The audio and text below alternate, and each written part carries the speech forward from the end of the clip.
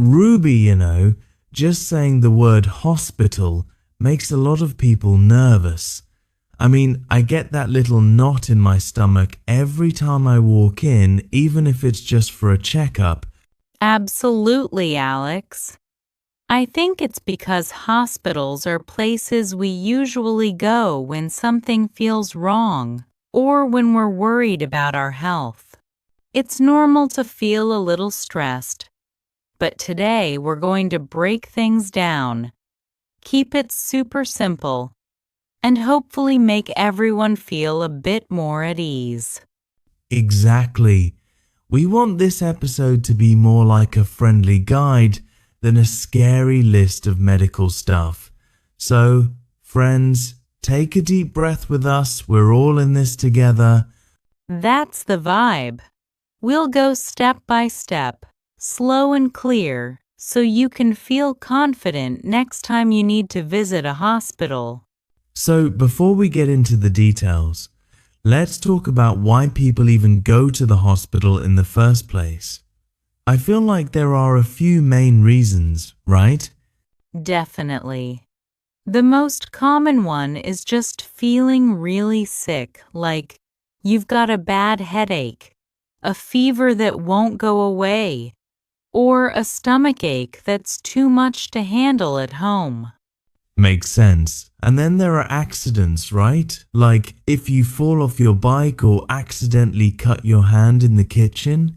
Exactly. Accidents happen suddenly, and sometimes you need help right away. Another big reason is routine checkups, just making sure everything's okay, even if you feel fine. And let's not forget emergencies.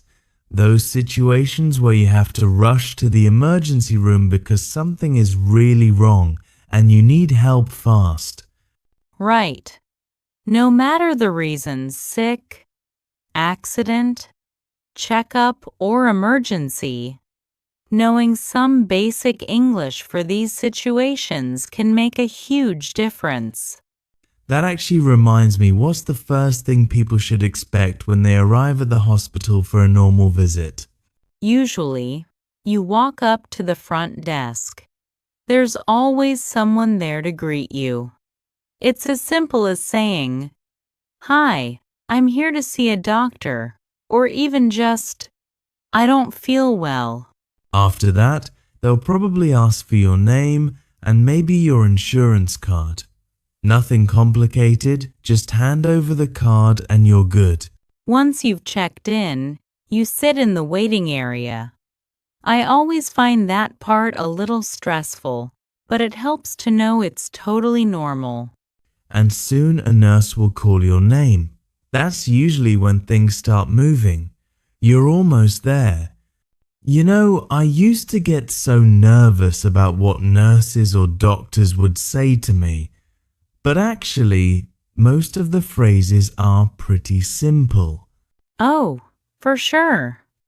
Nurses will usually say things like, "Please come with me," or "Please step on the scale." It just means they want to check your weight or height. Or, "I'm going to take your blood pressure. All you really need to do is sit down and relax your arm.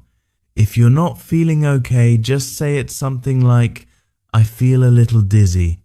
And when the nurse says, "Please have a seat and wait for the doctor," you know you're almost at the finish line. Short, clear sentences can help you feel more confident, even if your English isn't perfect. Funny you say that, because the hospital has so many different rooms. Sometimes it's hard to keep track of them all. Tell me about it. The emergency room, or ER, is for really urgent problems. The waiting room is where you sit. And then there's the examination room where you actually meet the doctor. And if you need more information, the doctor might send you for tests in the lab, or even for an ultrasound. It sounds like a lot, but each place has its own job. Totally. Then there's the patient room. where you might stay if you need to rest or get treatment, and the pharmacy, where you pick up any medicine the doctor gives you. Knowing these places really helps. Suddenly, the hospital feels less like a maze and more like a place you can handle. All these places come with new words, too, like patient, doctor, nurse, pain, tests, and emergency. Practicing them out loud really makes a difference. For sure. It's so useful to be able to say things like, I need to see a doctor, or it hurts here.